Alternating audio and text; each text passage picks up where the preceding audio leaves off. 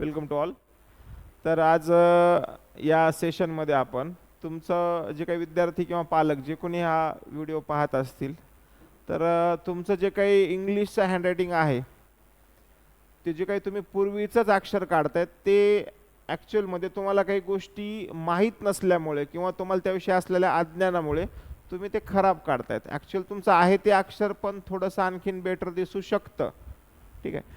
तर आत्ता मी ज्या काही गोल्डन टिप्स सांगणार आहे तर या गोल्डन टिप्स यूज केल्याच्या नंतर तुमचं जे काही इंग्लिशचं हँडरायटिंग आहे ते पूर्वीपेक्षा जास्त काही नाही पण 20 ते 30% बदल झालेला तुम्हाला आत्ता या सेशनमध्ये दिसून जाईल.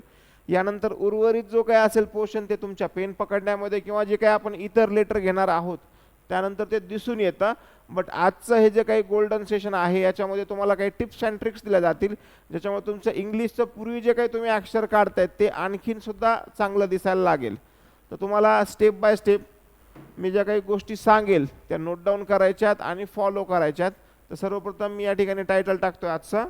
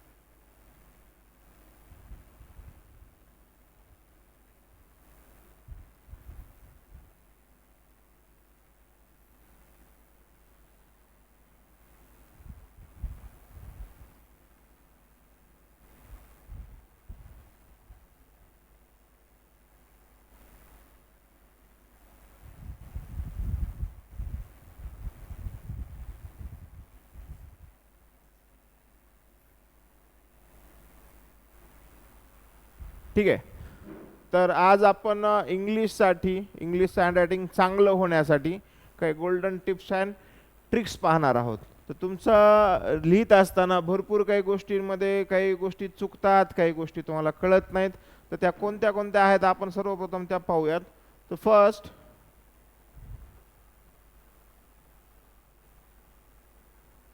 सगळ्यात पहिले इंग्लिशमध्ये लिहित असताना आता मी या ठिकाणी एक वाक्य काढतोय.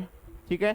ते वाक्य नीट लक्षात घ्या आणि सगळ्यात पहिले हे लक्षात घ्या की आपण लिहित असताना कधीही मराठीचे जे काही अक्षर आहेत ते ओळीमध्ये वरच्या साईडला काढतो. या ठिकाणी याला शिरोरेषा म्हणतात.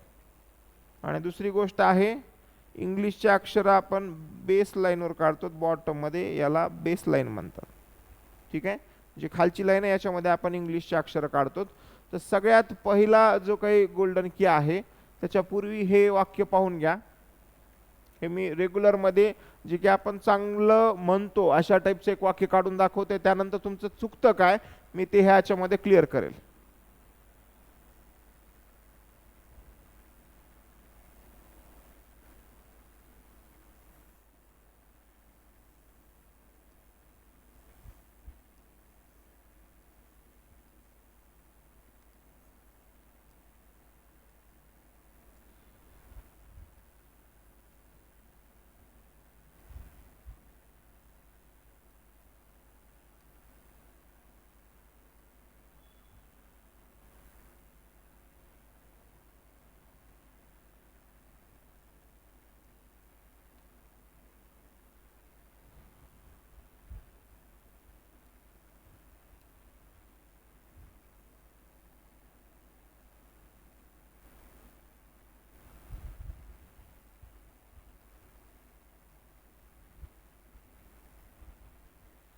ठीक आहे. तर हे एका चॅप्टरमधलं एक वाक्य आहे. Hercules was the son of Jupiter. ठीक आहे. तर सर्वात पहिली जी काही गोल्डन टिप आहे इंग्लिशमधली तर याच्यामध्ये तुमचे इंग्लिशचे सर्वच्या सर्व अक्षर हे बेस लाईनला मी जे आत्ताच दाखवलं कॉर्नरमध्ये की मराठीमध्ये आपण अक्षर वरच्या साईडला काढतो त्याला शिरोरेषा म्हणतात आणि आपण इंग्लिशचे अक्षर बॉटम लाईनला टच करून काढतो त्याला बेस लाईन म्हणतात. तर तुमचे सर्वच्या सर्व अक्षर हे बेस लाईनला टच पाहिजेत. ठीक आहे. तुमचं एकही अक्षर आता बेस लाईनला टच पाहिजे तर इथं प्रॉब्लेम काय निर्माण होतो, तर तुम्ही नीट एकदा तुमच्या हस्ताक्षराकडे पाहिलं, ठीक आहे, तर तुमचं एखादं जुनं सॅम्पल असेल किंवा थोडं पॉज करून तुम्ही 10 ओळी लिहून घ्या. ठीक आहे. किंवा तुमचं एखादं जुनं सॅम्पल लिहिलं असेल तुमच्या रजिस्टरमध्ये वगैरे तर ते चेक करून पहा.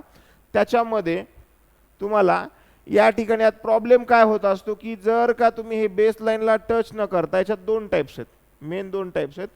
काही काही जणांचं फ्लोटर्स होत असतात. फ्लोटर्स काय असतात, तर तुमची हवेत उडणारी अक्षरे. तर होत काय असतं, जसं काय आपण एखाद्या फुगे हवेमध्ये उडवते तसे काही काही जणांचे अक्षर असे हवेत उडालेले असतात. ठीक आहे. तर तुमचे जे काही लेटर्स आहेत हे बेस लाईनला म्हणजे जमिनीवरच टच पाहिजेत. ठीक आहे. बेस लाईनला आपले पाय हवेत, आपण चालताना हवेत उडालेले नसतात किंवा जमिनीच्या मध्ये पण गेलेले नसतात, आपण जमिनीवर राहतो. सिमिलर जमिनीसारखीच बेस लाईन आहे, समजलं. तर तुमचे पाय टेकलेले असावेत जमिनीवर. ठीक आहे. तसंच तुमचे अक्षर बेस लाईनवर टच पाहिजेत. तर तुमची जी काही बेस लाईन आहे याच्यावरती लेटर्स अशा टाईपने प्लेस पाहिजेत. तर होत काय असतं, याच्यामध्ये प्रॉब्लेम काय असतो, या ठिकाणी मी फ्लोटर्सचं उदाहरण देतोय. सेम वाक्य मी लिहून दाखवतोय. आता फ्लोटर्स कसं होतं ते पहा. तर याच्यामध्ये अक्षर असे हवेत उडू लागतात.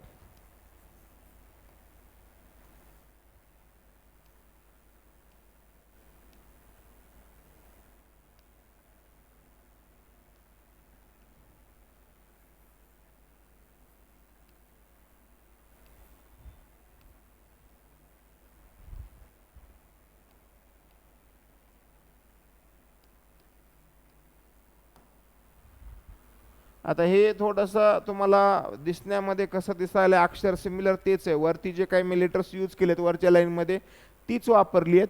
पण जर का तुम्ही हे अक्षर असे खालीवर खालीवर केले तर ते मांडणी व्यवस्थित दिसत नाही, बघणाऱ्यालाही ते आवडत नाही, तुमचे या ठिकाणी मार्क्स मायनस होतील.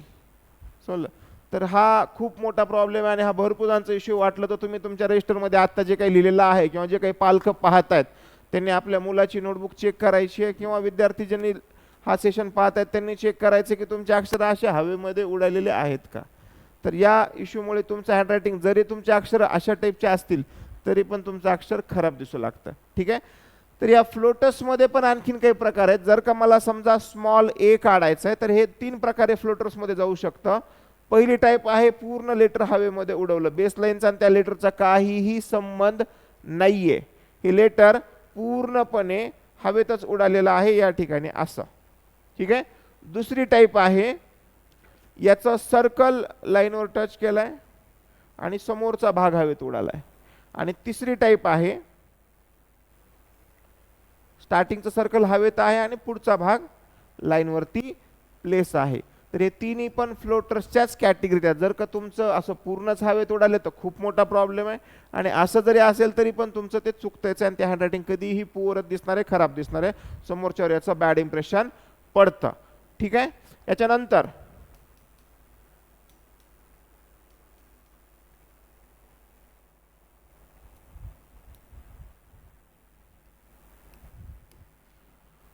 दुसरी टाईप आहे याच्यामध्येच बेसलाईनच्या बाबतीमध्ये की काही काही जणांचे, आता हे झालं फ्लोटर्सच्या बाबतीमध्ये, हवेत उडणारी अक्षरं जसे आपण हवेत फुगे उडवतो तसे अक्षर उडू लागतात. सिमिलर तसेच असतात स्निकर्स. आता स्निकर काय असतात, तर काही काही जणांना खदानकामीचं फार आवड असतं. ठीक आहे. जसं काही खदानीमध्ये खोदकाम चालू असतं तसं हे जमीन खोदत खोदत खाली जातात. सिमिलर बेस लाईन मी आता सांगितलं की बेस लाईनवरती तुमचे अक्षर प्लेस पाहिजेत, जमिनीवर तुमचे पाय टेकलेले पाहिजेत. सिमिलर त्याच टाईपमध्ये हे काही काही जण लिहित असताना ही एक चूक करतात की स्निकर्स तयार करतात. आता हे स्निकर्स काय असतात नीट लक्षात घ्या. लिहित असताना जर का तुमचे बेस लाईन क्रॉस करून तुमचे अक्षर खाली येऊ लागले असतील, हे काही काही जणांचं असं लिहित असताना लाईनच्या खाली वगैरे अक्षर असे येतात.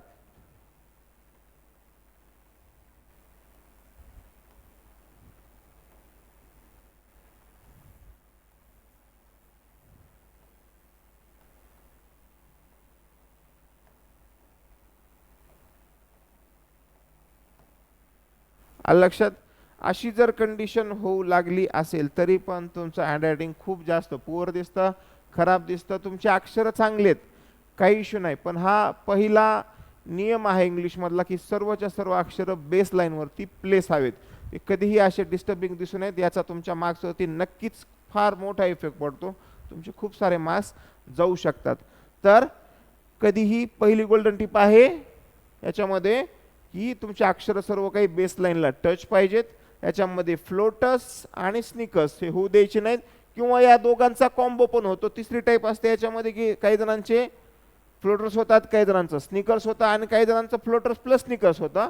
तर या केसमध्ये यांचे अक्षर काही हवेत वरती उडालेले असतात आणि खाली पण जायलेले असतात.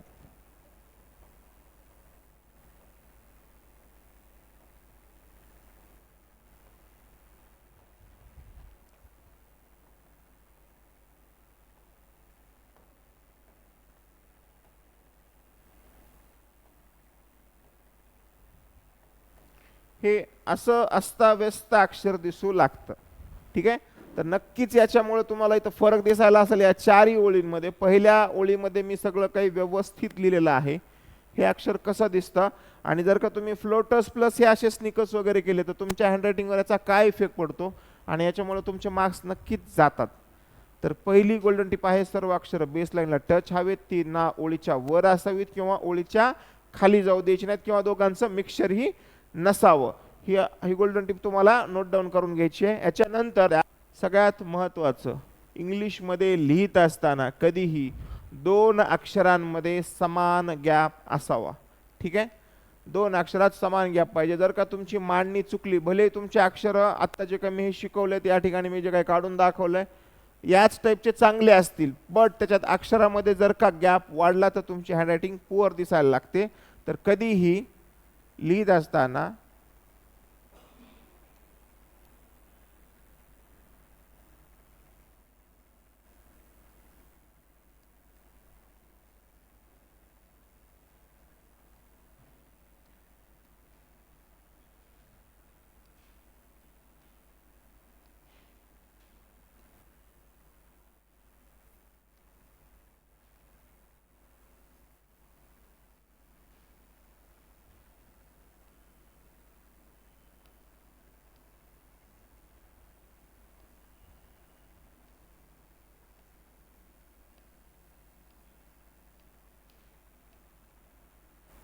ठीक आहे, त्याच्यामध्ये लेटर्स चांगले आहेत, वरती जे काही काढलेत तेच अक्षर मी सेम या ठिकाणी वापरलेत, पण मांडणी चुकलेली आहे. याच्यामध्ये दोन अक्षरांमध्ये समान गॅप नाही आहे. ज्यावेळेस असं होतं दोन अक्षरांमध्ये जेव्हा समान गॅप नसतो, हे पाहणाऱ्याला चांगलं वाटत नाही, तुमच्या या ठिकाणी बॅड इम्प्रेशन पडतं आणि हे खराब पण दिसतं. एवढं तुमचं हँडरायटिंग अट्रॅक्टिव्ह दिसणार नाही, याचा इफेक्ट डायरेक्टली तुमच्या मार्क्सवरती पडतो. ठीक आहे, तर दुसरी गोष्ट लिहून घ्यायची आहे की दोन अक्षरांमध्ये समान गॅप असावा. ती अक्षर ना तर एकमेकांना अशी चिटकलेली असावीत किंवा खूप जास्त अंतरावर असावीत. कमीत कमी तुमच्या दोन अक्षरांच्या मध्ये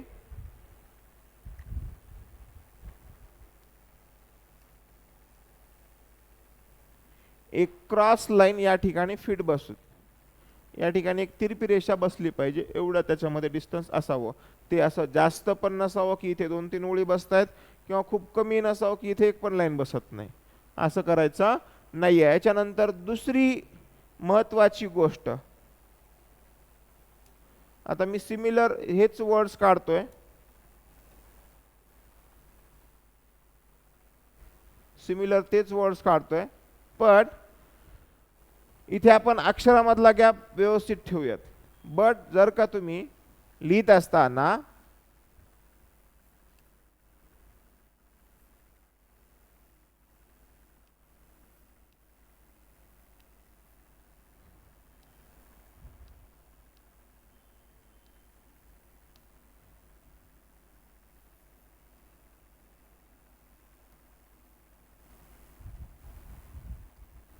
आता इथं नीट पाहिलं तुम्ही तर वरच्या लाईनमध्ये आणि तिसऱ्या नंबरच्या लाईनमध्ये, ठीक आहे, अक्षर तेच आहेत, वर्ड्स पण तेच आहेत, पण या ठिकाणी झालेलं आहे दोन शब्दांमध्ये समान गॅप नाहीये.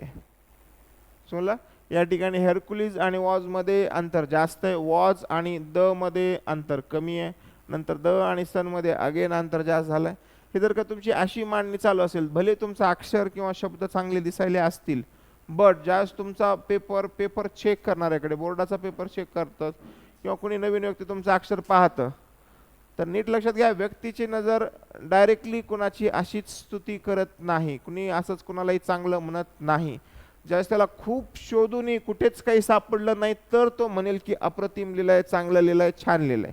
बट जर का तुम्ही अशा छोट्या छोट्या सिली मिस्टेक करत असताल, तर होतं काय की याच्यामध्ये त्याला प्रश्न पडतो की इथे एखादा शब्द लिहायचा राहिला का, एवढं अंतर का ठेवलंय, हे एवढं चिटकून का काढलंय, हे तर दोन वेगळे शब्द आहेत, हे दोन्ही एकत्र दिसायलंय. हे असं तुमचं मॅच्युरिटी लेवल कमी दिसते, तुमची मांडणी व्यवस्थित दिसत नाही आणि तुमचं इम्प्रेशन कमी बसतं. ज्या ठिकाणी तुम्हाला एखाद्या क्वेश्चनला 5 पैकी 4.5 किंवा 5 पडायचे, त्या ठिकाणी तुम्हाला 3-3.5 मार्क्स पडतील. असं तुमचा प्रत्येक क्वेश्चन मागं थोडा थोडा फरक पडत चालतो. तर ही फार महत्त्वाची गोष्ट आहे, 2 शब्दांमध्ये गॅप समान असावा. ठीक आहे. याच्यानंतर तिसरी महत्त्वाची गोष्ट आहे, तुमचा जो काही स्लॅन्ट आहे, ठीक आहे, तुमचा जो काही स्लॅन्ट आहे लिहिण्याचा, हा आयदर तुम्ही एकतर तो ठरवा की मला स्ट्रेट काढायचंय किंवा क्रॉस काढायचंय. क्रॉस काढायचं तर ते किती क्रॉस असेल वगैरे, तो एकदा तुम्ही तो स्लॅन्ट पकडला तर तो तसाच कंटिन्युअसली असावा. जर का तुम्ही उभं लिहितायत तर सर्व काही स्ट्रेट लाईनमध्येच दिसलं पाहिजे. जर का तुम्ही क्रॉस लाईनमध्ये लिहितायत तर सर्वच्या सर्व काही क्रॉस लाईनमध्येच दिसलं पाहिजे, त्याच अँगलमध्ये. समजलं? तर या पॅटर्नमध्ये तुम्हाला सर्वच्या सर्व काही लिहायचं असतं. आलं लक्षात? तर स्लॅन्टच्या बाबतीत उदाहरण आता पाहूयात आपण. या ठिकाणी काही काही जणांचं लिहित असताना एक अक्षर असं क्रॉस असतं, पुन्हा मध्येच दुसरं असं स्ट्रेट व्हायला असतं, तिसरं असं डावीकडे जात आहे. ठीक आहे. याच्या 3-4 टाइप्स आहेत.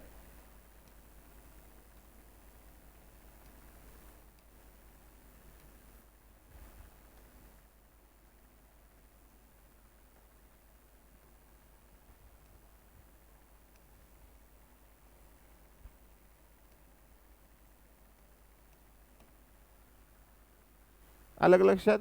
हे काही काही जणांचं एक अक्षर डावीकडे चाललंय, एक अक्षर स्ट्रेट व्हायलंय, एक अक्षर राईट साईडला जातंय, असं कॉम्बिनेशन असतं.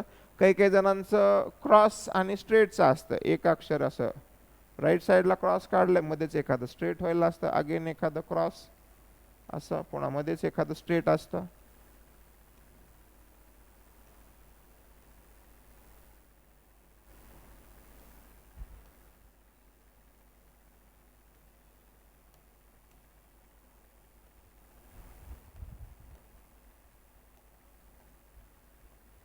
या टाईपमध्ये. आणि काही काही जणांचं तेच डाव्या बाजूला आणि स्ट्रेट किंवा डाव्या बाजूला क्रॉस, पुन्हा उजव्या बाजूला, असे अनेक कॉम्बो आहेत त्याच्यामध्ये. तर हे स्लॅन्ट चुकल्याच्या नंतर तुमची हँडरायटिंग अशा प्रकारची दिसते. हे फार मोठं बॅड इम्प्रेशन आहे, अजिबात चांगलं वाटत नाही. तर हे भरपूर जणांचा हा इश्यू आहे आणि हे रायटिंगमध्ये होतं. तर तुम्ही एकतर हा स्लॅन्ट व्यवस्थित ठरवा, तुम्हाला काय चांगलं वाटतं, काय चांगलं दिसतं, ते तुम्हाला कंटिन्युअसली ठेवता आलं पाहिजे. आता जे काही क्रॉस हँड रायटिंग आहे याच्यामध्ये पण आणखीन एक प्रकार आहे याच्यामध्ये, की जर का तुम्ही क्रॉसचा अँगल निवडलाय, त्याच्यातच तुम्ही तोच अँगल कमी जास्त क्रॉस करतायत. काही अक्षर कमी क्रॉस असतात, काही काही मध्ये जास्त क्रॉस होऊ लागतात. त्याच्यामुळे काय होतं, तुम्हाला सर्कल काढण्यासाठी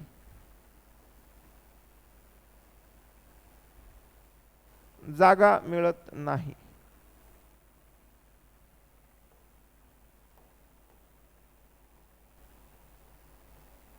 आणि तुमची हँडरायटिंग अगेन पुअर दिसायला लागते. तर ज्यावेळेस तुम्ही जास्त तिरपं कराल अक्षर, त्यावेळेला अक्षरांना जे काही गोल काढायचे असतात, मध्ये मध्ये जे काही सर्कल असतात, मेन अक्षर बनले असतात सर्कल आणि लाईन्स पासूनच. तर याच्यामध्ये सर्कलला पण चांगली व्यवस्थित जागा असावी आणि रेषा देण्यासाठी पण चांगली जागा असावी, तर ते हँडरायटिंग चांगलं दिसेल, अप्रतिम दिसेल, सुंदर दिसेल. बट जर का तुम्ही ती जागाच देत नाहीत त्या सर्कलसाठी, फक्त लाईन्सच दिसू लागतात, हँडरायटिंग तुमचा पुअर दिसेल. तर तुमचा स्लॅन्ट हा खूप जास्त महत्त्वाचा आहे अक्षराच्या आणि शब्दाच्या गॅप्सच्या नंतर. याच्या नंतरची महत्त्वाची गोष्ट आहे लिहित असताना. आता मराठीमध्ये काय असतं की मराठीमध्ये आपण अक्षरं जी काही आहेत ही ओळीमध्ये अशी एक ठराविक सारखा साच्याचा असतो. काही अक्षर अशी 45% साईजचे असतात, काही अक्षर अशी 75%चे असतात, हे चालू असतं. ठीक आहे. बट इंग्लिशमध्ये लिहित असताना हे लेटर एच आहे आणि हे पण लेटर एच आहे.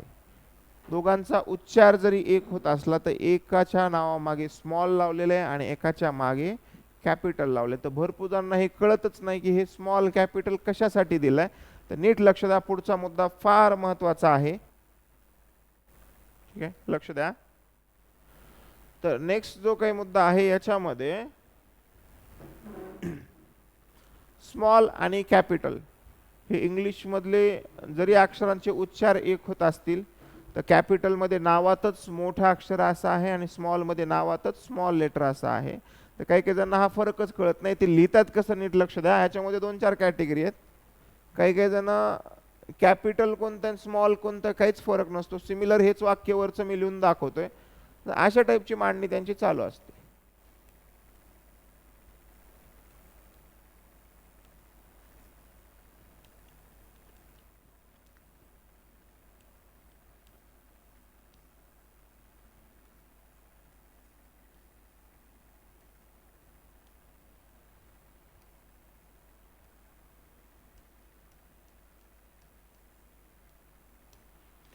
याच्यामध्ये स्मॉल कोणतं आहे कॅपिटल कोणतं आहे काहीही फरक कळत नाही.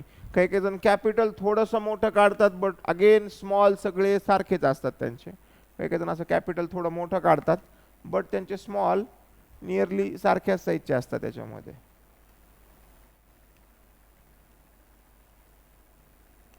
जर का तुमचं हे होत असेल तर एकदा तुम्ही जो काही पॅसेज लिहिलेला आहे किंवा तुमचा पूर्वीचा एखादा लिहिलेला असेल त्या ठिकाणी तुम्ही हे चेक करून घेऊ शकता. जर असेल तर हा फार मोठा सिरियस प्रॉब्लेम आहे. याच्यामध्ये काय सांगतोय मी पुढे ते नीट लक्ष द्या. तर पहिली गोष्ट लक्षात घ्या, तुम्ही एखादा युद्धाचा मूवी पाहिला असेल, आता मागे चाललेला आपला बाहुबली मूवी असेल, आता मध्ये छावा पिक्चर आला होता. ठीक आहे, असे वॉर फ्रिक्शन जे काही मूवी आहेत युद्धाशी निगडीत, त्याच्यामध्ये काय होतं, एका साईडला सपोज करा 1,00,000 सैनिक आहेत इकडे. ओके, यांच्या समोर सेनापती असतात किंवा प्रधान असतो यांचा आणि सगळ्यात फ्रंटला इथे किंग असतो. ठीक आहे, तर आपण या ठिकाणी काही असा हेवा देवा करत नाहीत, पण जे काही तुम्हाला युद्धाच्या सेटअपवरती दिसतं ते नीट इमॅजिन करून पहा, तुम्हाला कळेल कॅपिटलचं महत्त्व काय, स्मॉलचं लेटर काय. तर या सैनिकांमध्ये जे काही लाखोच्या संख्येमध्ये आहे त्याच्यामध्ये काही भालाफेक करणारे असतात, काही धनुष्यबाण चालवणारे, काही तलवारी चालवणारे, काही निशाणेबाज असतील, काही असेल बंदूक वगैरे चालवणारे असतील. तर नीट लक्ष द्या, यांचा जो पेहराव आहे सैनिकांचा तो एकदा तुम्ही जो काही पाहिलाय तो लक्षात आणा. याच्यानंतर यांना जो काही आदेश देणारा सेनापती आहे, प्रत्येक बटालियनचा तो वेगळा असू शकतो, त्याचा गेटअप आठवा. ठीक आहे, याच्यानंतर यांच्या समोर प्रधान असू शकतो, त्याचा गेटअप आठवा. सगळ्यात समोर जो काही किंग आहे किंवा जो काही राजा आहे, बाहुबली मूवी मधलाच आठवा. ठीक आहे, तर तो त्या ठिकाणी जो काही युद्धाचा प्रसंग आहे त्याचा जो काही रथ आहे, त्याचा जो काही डोक्यावरचा टोप आहे किंवा त्याचा जो काही पेहराव आहे, त्याचे दागिने, त्याचा घोडा सुद्धा इवन रथासमोरचा तो किती सजलेला होता तो आठवा. ठीक आहे, पण तेवढाच त्याच्या मागे जे काही सैनिक होते तो तेवढेच सजलेले होते का, नाही, तर ते एकदम सामान्य पेहरावामध्ये होते. तर कॅपिटलचं काम हे राजासारखं आहे. राजासारखं म्हणजे एकतर हा संख्येमध्ये फार कमी आहे, किंगचा जसा रुबाब असतो तसाच कॅपिटलचा पण रुबाब असतो. इथं पूर्ण वाक्यामध्ये फक्त 2 कॅपिटल आलेले, ते पण त्याचे काही त्यात 2 व्यक्तींचे नाव आहेत, हर्क्युलिस आणि ज्युपिटर. ठीक आहे, पण बाकीचे सगळं काही काम करावं लागतं स्मॉल लेटर्सला. सगळं महत्वाचं काम कोणाचं आहे, स्मॉल लेटर्सला आहे. तुम्ही एक पेज भरून लिहिलं, एक पान भरून लिहिलं किंवा तुमच्याकडे एखादा जर का पॅसेज असेल तर त्याच्यामध्ये नीट आठवा, 1000 जर का अक्षर असतील त्यापैकी खूप झालं 10, 15 किंवा 20च कॅपिटल लेटर्स असतात. ठीक आहे, पण ते लगेच लक्ष वेधून घेतात कारण त्यांची हाईट जास्त असते, ते मोठे असतात कॅपिटल्स. ठीक आहे, हे कुठेतरी वाक्याच्या सुरुवातीला, नावाच्या सुरुवातीला वगैरे वगैरे अशा काही गोष्टी असतील ज्या की त्याच्या सुरुवातीला एखाद्या स्थळाचं नाव आहे त्या ठिकाणी हे येतात गावाच्या नावाच्या सुरुवातीला, व्यक्तीच्या नावाच्या सुरुवातीला, स्थळाच्या नावाच्या सुरुवातीला, तर त्या ठिकाणी कॅपिटल लगेचच्या लगेच लक्ष वेधून घेतात, कारण बाकीचे सर्व लेटर्स छोटेत आणि ते एकदमच मोठं रिफ्लेक्ट होत असतं. ठीक आहे, ते पण महत्वाचं आहे, पण त्याचं काम तेवढं जास्त नाहीये जेवढं स्मॉलचं आहे. मेन युद्ध लढण्याचं काम, युद्ध जिंकवायचंय की हरवायचंय, हे यांच्या परिश्रमावर आहे. तर स्मॉल लेटरचं काम सैनिका एवढं मोठं आहे. आदेश देण्याचं काम, लिडिंग करण्याचं काम राजाचं असतं. तसंच कॅपिटलचं काम काय करेल, तो शब्दाच्या सुरुवातीला येऊन थांबेल, त्याचा रुबाब, त्याचं मोठेपण ते अट्रॅक्ट करेल, बट मेन काम आहे स्मॉल लेटरचं. ठीक आहे, तर कधीही लक्षात घ्या, ओळीमध्ये लिहित असताना चुकून सुद्धा या ठिकाणी पूर्ण ओळ भरून अक्षर काढायचं नाही. जर का तुम्ही कॅपिटल असं पूर्ण ओळ भरून काढलं तर काय होत असतं, वरच्या साईडला एखादं स्मॉल लेटर जी आहे किंवा वाय आहे हे एकमेकांना डिस्टर्बिंग होत असतं. आलं लक्षात? तर कधीही कॅपिटल लेटरची हाईट ओळीमध्ये 70% असते. आता हे 70%, 30% काय येऊ लागले बाबा? ठीक आहे, तर नीट लक्षात घ्या. याच्या बाबतीमध्ये काय असतं, ओळीमध्ये लिहित असताना कधीही पूर्ण ओळ भरून लिहायचं नाहीये. या ओळीला तुम्हाला 100% कन्सिडर करायची. ही ओळ म्हणजे हिची साईज 100 आहे, 100%. ठीक आहे, ज्यावेळेस मी या ओळीचे 2 समान भाग करील, तर हा वरचा पार्ट झाला 50%चा, खालचा भाग झाला 50%चा. आलं लक्षात? ठीक आहे, तर कॅपिटलची हाईट जी आहे, आता या 50चे आपण आणखीन 2 हिस्से करूयात. वरच्या साईडच्या 50चे मी आणखीन 2 हिस्से केले, तर हे अगेन 25%चे झाले. ठीक आहे, 25%, 25%चे. तर मी सांगितलं कॅपिटलची हाईट 70% आहे, तर तुम्हाला काय करावं लागतं, कॅपिटलची जी हाईट आहे ही याच्या आसपास ठेवायची असते. 70%, वरती 30% जागा रिकामी हवी. आणि जे काही स्मॉल लेटर्स आहेत यांची हाईट, जे काही मिडल झोन लेटर्स आहेत यांची हाईट 30% असते. 30% म्हणजे काय, या मधली जी लाईन काढली होती, बॉटम साईडचा जो 50% आला, त्याचे अगेन आपण 2 हिस्से केले तर तो इथपर्यंत येतो. समजलं? तर बॉटम साईडचे जे लेटर्स आहेत हे मिडल झोन लेटर्स हे 30%चे असतील आणि कॅपिटल 70%चे असतील. नीट समजून सांगतोय तुम्हाला. हे सर्व लेटर एकसारखं काढलं तर हँडरायटिंग पुअर दिसतं. आता नीट लक्षात घ्या, कॅपिटलची हाईट 70%, हे नोट डाऊन करून घ्यायचे. कोणतंही कॅपिटल आलं तर ते 70%च असेल. ठीक आहे, याच्यानंतर जे काही स्मॉल लेटर्स आहेत, आता इथे प्रॉब्लेम सुरू होतो. जे काही स्मॉल लेटर्स आहेत ते सर्वच्या सर्व एका साईजचे नसतात. सर्वच्या सर्व जे काही स्मॉल आहेत हे कधीही एका साईजचे नसतात. स्मॉल मध्ये अगेन 3 टाइप्स आहेत. फर्स्ट टाइप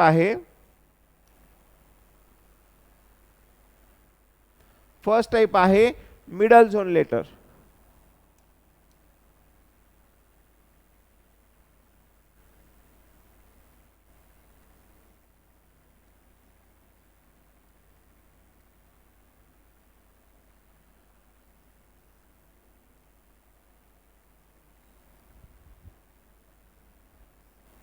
आता मिडल झोन लेटर्स मध्ये कोणते लेटर्स येतात, जे असे काही स्मॉल लेटर्स आहेत ज्याच्या वरती सुद्धा काही नसतं. वरती म्हणजे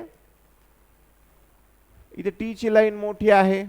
ठीक आहे, याच्यामध्ये एफ चा पोर्शन वरती गेलाय, एच मध्ये वरती ही लाईन आलेली आहे, किंवा आपण लेटर बी काढतोय, डी काढतोय, असं जो काही वरच्या साईडला पोर्शन जातो, किंवा पी मध्ये ही लाईन खाली आलेली आहे, असं काहीच नसतं. आणि हे अक्षर बरोबर असे मध्ये प्लेस केले असतात आणि हे ॲक्युरेट 30%चेच असतात, 30%चेच ठेवायचे. तर हे जे काही लेटर्स आहेत मिडल झोन लेटर्स, याच्यामध्ये येतं लेटर ए,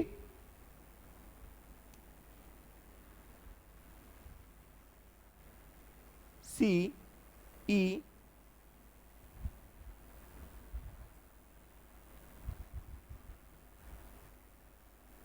M, N, R, U, V, W, X आणि झेड. हे आहेत मिडल झोन लेटर्स. यांच्या वरतीही कोणता पार्ट नसतो आणि खालीही कोणता पार्ट नसतो. हे ॲक्युरेट 30% असतात. हे असेच एका ओळीमध्ये प्लेस केलेले दिसले पाहिजे. त्याच्यानंतर दुसरं टाईप आहे अप्पर झोन लेटर्स. तरी आपण स्मॉल मधले टाइप्स पाहतोय.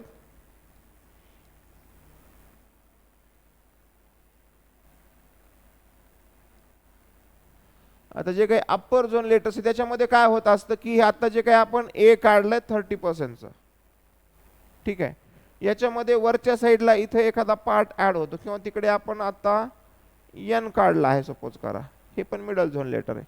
तर या केसमध्ये काय होतं, याच अक्षराच्या वरच्या साईडला कुठला तरी भाग ऍड होतो. आता हे ए च्या वर जेव्हा मी रेषा ऍड करील ते डी बनलंय. एनच्या इथं डोक्यावरती मी जेव्हा रेषा ऍड करेल तेव्हा हे एच बनलंय. ठीक आहे. तर हे जे काय आहेत ज्यांची हाईट जास्त आहे, थोडक्यात यांचं काम काय, सैनिकांच्या अगोदर आणि राजा सेना प्रधानाच्या नंतर म्हणजे सेनापती सारखंच काम आहे. यांची हाईट नियरली 70% आसपास म्हणजे कॅपिटल एवढीच असते. किंवा तुम्हाला जर थोडी छोटी ठेवायची तर तुम्ही याला 65% करू शकतात, 65%. 70 ठेवलं तरी चालतं, काही इश्यू नाही. पण हे मोठे असतात. कधीही यांची हाईट मिडल झोन एवढी ठेवायची नाहीये. मिडल झोन लेटर्स जे काय आहेत हे 30% असतात. लक्षात. याच्यानंतर दुसरी टाईप आहे अप्पर झोन लेटर्स. तर याच्यामध्ये कोणते कोणते अक्षर येतात, तर लेटर बी आहे, लेटर डी आहे, लेटर एफ आहे, लेटर के आहे, लेटर एल आहे, लेटर टी आहे. ठीक आहे. अशा टाईपचे जे काही अक्षर आहेत हे लेटर्स अप्पर झोन लेटर्स मध्ये येतात आणि याची हाईट कधीही 70%च असते किंवा 65% तुम्ही करू शकतात. खूप झालं कॅपिटल पेक्षा 5% ने छोटे किंवा साईजने थोडंफार छोटं करू शकतात. सारखं ठेवलं तरी काही सुद्धा इश्यू नाहीये. पण हा दोन स्मॉल लेटर, हे पण स्मॉल लेटर्सच आहेत आणि हे पण स्मॉल लेटर्सच आहेत, पण दोघांमध्ये हा मेन डिफरन्स आहे आणि हा दिसला पाहिजे. ठीक आहे. याच्यानंतर तिसरी टाईप आहे लोअर झोन लेटर्स.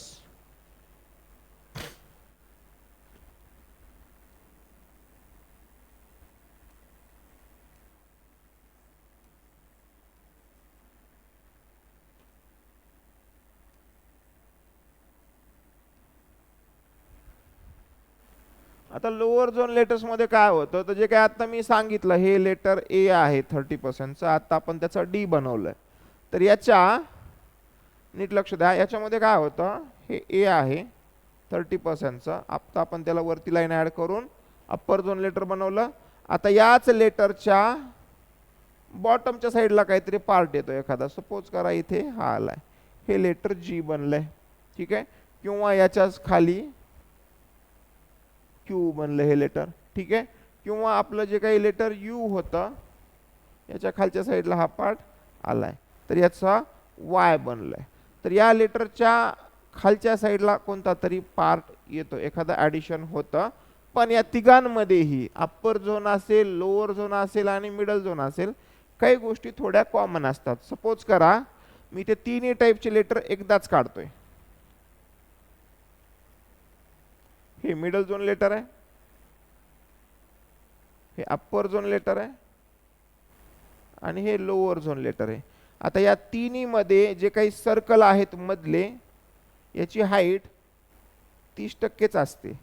फक्त याच्यामध्ये वरच्या साईडला इथे 40% लाईन ऍड झाली आहे आणि जी मध्ये खालच्या साईडला 38-40%चा हा एक्स्ट्रा पोर्शन आलाय. असं करून अप्पर झोन लेटरची हाईट ही 70% झाली आहे आणि लोअर झोन लेटरची हाईट ही बॉटम साईडला 70% कडे गेलेली आहे.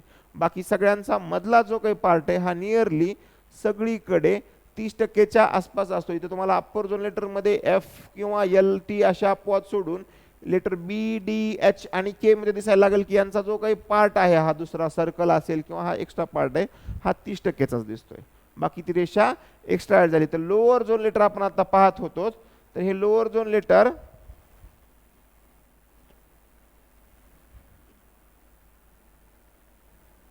कोणते कोणते, तर लेटर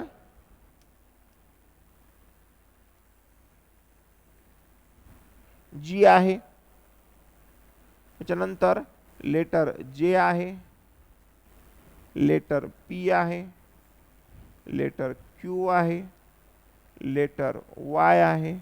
ठीक आहे, अशा टाईपचे जे काही अक्षर आहेत, ठीक आहे, तर हे लोअर झोन लेटर मध्ये येतात. याच्यामध्ये जो काही ओळीच्या वरती असणारा हा जो काही पार्ट आहे याची हाईट 30% असते आणि जो काही ओळीच्या खाली आलेला भाग आहे हा 38 ते 40%चा ठेवायचा आहे. म्हणजे खालच्या ओळीतली 38 ते 40% जागा यांना द्यायची, तर ते चांगलं दिसतं आणि खाली एखादा अक्षर ऍडजस्ट होऊ शकतं.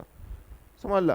जर का तुम्ही याच्यामध्ये चूक करत असाल, असं खूप जास्त असं खाली आणतायत वगैरे, डिस्टर्बिंग करत असाल किंवा खूप छोटा काढतायत, तर ते पण खराब दिसतं.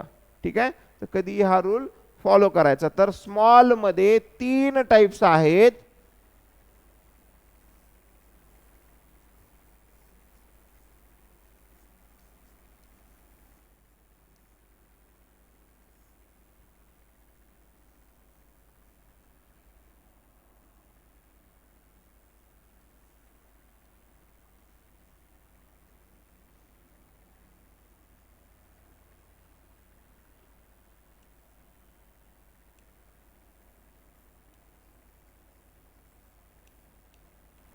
ठीक आहे, तर या 3 टाइप्स तुम्ही काढतायत, पण तुम्हाला माहित नव्हतं की स्मॉल मध्ये या 3 टाइप्स असतात, upper zone, lower zone, middle zone. हे भरपूर जणांनी पहिल्यांदा ऐकलं असेल की असंही काय असतं. तुम्हाला फक्त सुरुवातीला शिकत असताना हे कॅपिटल आहे तर स्मॉल आहे एवढंच माहिती आहे. बरं, याचे 3 टाइप्स असतात आणि हे महत्त्वाचं, हे तुम्हाला क्लिअरिफिकेशन नसतं, त्यामुळे तुम्ही हे सगळं काही एकसारखं काढत आलेलं आहे. ठीक आहे, तर या गोष्टी ऑलवेज लिहित असताना फॉलो करायच्यात. कॅपिटलची जी हाईट आहे ही कधीही,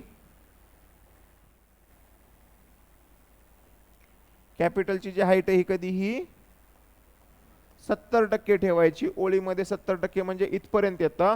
स्मॉल मध्ये जे काही मिडल झोन लेटर्स आहेत यांची हाईट ठेवायची आहे 30%. जे काही अप्पर झोन लेटर्स आहेत यांची हाईट असते 70 किंवा 65. ठीक आहे, 60 ऑर करतो मी या ठिकाणी, 70 करा किंवा 65 करा. आणि हे ओळीच्या वर 30 आणि लाईनच्या खाली 38 किंवा 40 असं मिळून हे पण 68 किंवा 70 कडे जाता. आपण ओव्हरऑल याला 70 पकडूयात. अशी यांची हाईट, अशी यांची मांडणी असते. हे असंच लिहिलं तर तुमचं हस्ताक्षर सुंदर दिसतं, चांगलं दिसतं. मी परत सर्व काही मुद्दे रिपीट करतोय. लिहित असताना सर्व काही गोल्डन टिप्स रिपीट करतोय. इंग्लिशचं हँडरायटिंग लिहित असताना बेस लाईन फार जास्त महत्त्वाची आहे. तुमचे अक्षर बेस लाईन वरती प्लेस असावेत. एक अक्षर हवेत उडायलंय, एक अक्षर खाली जाते बेस लाईनच्या, अशा गोष्टी होऊ नयेत. याच्यानंतर 2 अक्षरांच्या मध्ये समान गॅप असावा. ते अक्षर फार चिटकलेली किंवा फार लांब नसावी. 2 अक्षरामध्ये गॅप खराब झाला तर आपण थोड्या वेळापूर्वीच पाहिलंय की हँडरायटिंग कशी दिसते. याच्यानंतर 2 शब्दांच्या मध्ये सुद्धा गॅप समान पाहिजे, अंतर कमी जास्त करायचं नाहीये. भले तुमचे अक्षर किंवा शब्द फार सुंदर दिसतात, पण त्यामध्ये जर गॅप पडला तर हँडरायटिंग अगेन पुअर दिसायला लागते. याच्यानंतर 2 शब्दामध्ये गॅप कमी जास्त करायचा नाहीये. याच्यानंतर तुमचा जो काही स्लॅन्ट आहे तो एकसारखाच ठेवायचा. एक तर तुम्ही हँडरायटिंग चूज करा, स्ट्रेट काढायचं की क्रॉस काढायचं. स्ट्रेट काढलं तर सर्व हँडरायटिंग तुमचं स्ट्रेटच असावं. क्रॉस काढलं तर ते सिमिलर क्रॉसच असावं. एक अक्षर उभं काढलंय, एक अक्षर तिरपं काढतायत, मध्येच एखादं डाव्या साईडला झुकलंय, एखादं उजव्या साईडला झुकलंय, अशा गोष्टी होऊ नये. त्याच्यामुळे तुमचं हँडरायटिंग खराब दिसू लागतं. याच्यानंतर लिहित असताना ओळ भरून वगैरे अक्षर काढू नका. वरच्या साईडचे अक्षर खाली येऊन मिक्सर होतं. याच्यानंतर साईजचा इश्यू होता की काही जणांना कॅपिटल स्मॉल मधला किंवा ओळीमध्ये अक्षर किती साईजचे काढायचे तेच कळत नाही. यांचे कॅपिटल स्मॉल सगळे काही एकाच साईजचं काढणं वगैरे चालू असतं.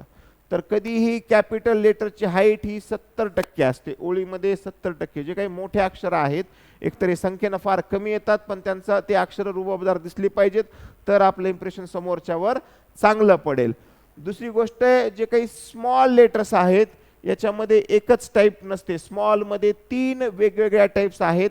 पहिली टाईप आहे मिडल झोन लेटर्स. याच्यामध्ये letter A, C, E, I, M, N, O, R, S, U, V, W, X, Z असे काही लेटर्स येतात. याच्यामध्ये याची हाईट ठेवायची असते ओळीमध्ये कधीही 30%. बेस लाईन पासून वर 30% हाईट याची असते. याच्यानंतर आहे अप्पर झोन लेटर्स. तर या अप्पर झोन लेटर्स मध्ये इथे यांचं जे काही सर्कल किंवा जो काही बॉटमचा पार्ट आहे हा 30%चाच असतो, बट याच्या वरच्या साईडला कुठला ना कुठला पार्ट किंवा एखादी रेषा ॲड झालेली असते, याची हाईट होते 70%. तुम्हाला ती छोटी करायची तर तुम्ही ते 65 पर्यंत आणू शकतात, काही इश्यू नाही.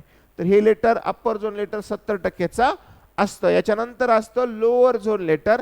तर हे जे काही लोअर झोन लेटर आहे याच्यामध्ये लाईनच्या वरचा जो काही भाग आहे हा 30%चाच असतो, बट लाईनच्या खालचा भाग याच्यामध्ये ॲड होतो, तो असतो 38-40%चा. अगेन हे लेटर 70%चा बनतं. आता नीट लक्षात घ्या, याच्यात आणखीन एक मिस्टेक होते, एक ॲड करूया त्याच्यामध्ये आपण, की तुम्ही एकदा लिहित असताना ओळीमध्ये असं एक काढलं, एक पान भरून तुम्ही लिहितायत, तर तुमचं त्या पूर्ण पेजवर तुम्ही ज्या ठिकाणीही अगेन ए लिहिताल तर ते सेमच दिसलं पाहिजे. कुठेही त्या पेजवर ते ए आलं तर त्याचा स्ट्रोक असेल, त्याचे सर्कलची साईज, त्याचा अँगल, कुठलंही लेटर असेल, एच्या बाबतीतच नाही, कुठलंही एस असेल, झेड असेल, एफ असेल, ते तुमचं सारखं दिसलं पाहिजे, सगळीकडे प्रिंट केल्यासारखं, छापल्यासारखं. जर का तुम्ही हे ए एका ठिकाणी असं काढतायत, दुसऱ्या ठिकाणी स्ट्रेट काढतायत, मध्येच तिसऱ्या ठिकाणी गोल काढतायत, असे वेगवेगळ्या टाईपचे जर का तुमचे ए रिफ्लेक्ट होऊ लागले तर हँडरायटिंग पुअर दिसते. किंवा आता जे काही आपण लेटर्स काढलेले आहेत, लेटर ए आहे याच्यामध्ये तुम्ही सर्कल असं काढलंय, चांगलं काढलंय. जी मध्ये पण ते तसंच सिमिलर दिसलं पाहिजे, क्यू मध्ये पण ते तसंच सिमिलर दिसलं पाहिजे.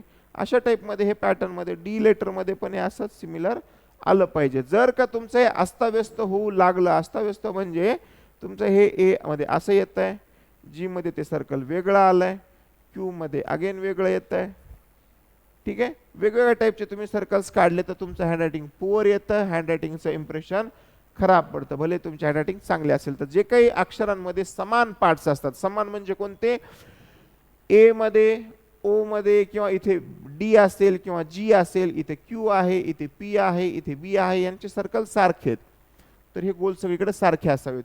दुसरी गोष्ट आहे, काही लेटर्स समान आहेत, इथे एम, एन, यू किंवा एचचा हा जो काही भाग आहे, तर इथं जो काही हा गॅप आहे दोन लाईन्स मधला, हा सगळीकडे सारखा असावा. कुठेतरी यम तुम्ही असं काढलंय, ठीक आहे. हे लेटर्स काढताना भरपूर जणांचं असं होतं, हे असे एकदम खूप क्लोज काढतात किंवा खूप जास्त अंतर ठेवतात, त्याच्यामुळे खराब दिसतं. किंवा काढत असताना याच्यामध्ये व्हेरिएशन तयार करतात की हे एम लेटर मध्ये असं दिसतं, एन काढताना ते अगेन प्रेस झालेलं असतं. तर हे सिमिलर फॅमिली मधले लेटर्स आहेत, तर हे काढत असताना खूप जणांचं असं होऊ लागतं, एम काढताना वेगळं, यू काढताना वेगळं, अशा टाईप व्हेरिएशन करतात. याच्यामुळे तुमची हँडरायटिंग अगेन खराब दिसायला लागते. तिसरी महत्त्वाची गोष्ट आहे, तुमच्या ज्या काही लाईन्स आहेत त्या 70%च्या तुम्ही वरती काढतायत, यांची हाईट सारखी असावी, त्यांचा अँगल व्यवस्थित ठेवायचा आहे, सारखा ठेवायचा. तर ह्या सगळ्या काही गोल्डन टिप्स होत्या इंग्लिश हँडरायटिंगसाठी. या सर्व काही जर तुम्ही फॉलो केल्या तर मला नक्कीच, मी आत्तापर्यंत 10 वर्षापासून बॅचेस घेत आहे, 3800 विद्यार्थ्यांना मी ट्रेन केलेलं आहे. प्लस आमचं पूर्ण भारतामधून नॅशनल हँडरायटिंग कॉम्पिटिशन जी की आस्क इंडिया सोसायटीतर्फे घेतली जाते, व याच्यामध्ये दरवर्षी भारतातून 7 ते 8 लाख विद्यार्थी पार्टिसिपेट करतात. ही कॉम्पिटिशन आम्ही सलग 5 वेळेला जिंकलेले आहे पार्थ हँडरायटिंग अकॅडमीने. आणि याच्यामध्ये आमच्या अकॅडमीचे 8 विद्यार्थी पहिले आलेत. इवन त्यांना 98 100 पैकी 98 किंवा 96 मार्क्स पडलेत. तेवढ्या क्वालिटीचं आम्ही त्यांचं हँडरायटिंग तयार केलं. त्यांनी हे सर्व काही रूल्स फॉलो करूनच त्या एक्झाम दिलेल्या आहेत. तर मला एवढी तर गॅरंटी की तुम्ही कोर्स जॉईन करा किंवा नका करू, पण हे सेशन पाहिल्याच्या नंतर, हे सेशन ज्यावेळेस तुम्ही ट्राय कराल, एकच सेशन आहे हे, याच्यात तुमचा 20 ते 30% अक्षरात आत्ताच तुम्हाला बदल दिसून जाईल. तर तुम्हाला फक्त एक काम करायचं आहे, तुमचं जुनं हँडरायटिंग समोर ठेवा आणि हे सेशन आता जे काही तुम्ही ऐकले वाटलं तर हे परत ऐका, समजलं असेल नसेल, आणि ह्या गोष्टी सर्व काही फॉलो करून तुम्हाला एक पॅसेज मन लावून शांतपणे लिहायचा आहे. पण याच्यामध्ये सगळे नियम फॉलो झाले पाहिजेत. सर्व अक्षरं बेसलाईनला पाहिजेत, अक्षरातला शब्दातला गॅप, स्लॅन्ट, किंवा हे जे काही मी आता कॅपिटल स्मॉल मधले व्हेरिएशन सांगितलेत किंवा सर्कलच्या साईज वगैरे सांगितलेत, हे सगळं फॉलो करून शांतपणे एक 10 ते 15 वेळी तुम्ही लिहून काढा. तुम्हाला काय तो फरक याच ठिकाणी लगेच दिसून जाईल. 20 ते 30% तुमचं अक्षर बदललेलं असेल. दुसरी महत्त्वाची गोष्ट,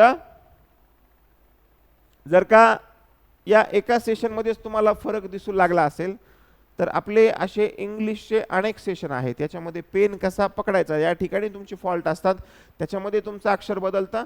आणि आम्ही एक सिंगल अक्षर शिकवण्यासाठी, एक अक्षर मराठीचं असेल किंवा इंग्लिशचं असेल, हे शिकवण्यासाठी आम्हाला वेळ लागतो जवळपास काही अक्षरांना 20 मिनिट लागतात, काही अक्षरांना 30 मिनिट लागतात. तुम्ही असं अर्ध्या सेकंदामध्ये उ किंवा ए काढतायत, पण हे आम्हाला डिटेलमध्ये शिकवायला अर्धा तास लागतो. याच्यामध्ये आम्ही काय करायचंय काय नाही करायचं या सगळ्या गोष्टी क्लिअर करतो. तर हे अक्षर झाल्याच्या नंतर तुमचं अक्षर नक्कीच जे काही तुम्हाला बिफोर आफ्टर सॅम्पलच्या फोल्डरमध्ये अक्षर विद्यार्थ्यांचे बदलले दिसत आहेत त्याच टाईपचं अक्षर तुमचं एकदम क्वालिटीचं झालेलं असेल आणि नक्कीच तुम्हाला ते प्रेरणादायी असेल. तुमच्या शाळेमध्ये शिक्षक असतील, तुमचे नातेवाईक असतील आणि मित्र असतील, ते नक्कीच तुमची स्तुती करतील किंवा इव्हन तुम्ही एखाद्या हँडरायटिंग कॉम्पिटिशनमधील पण फर्स्ट याल.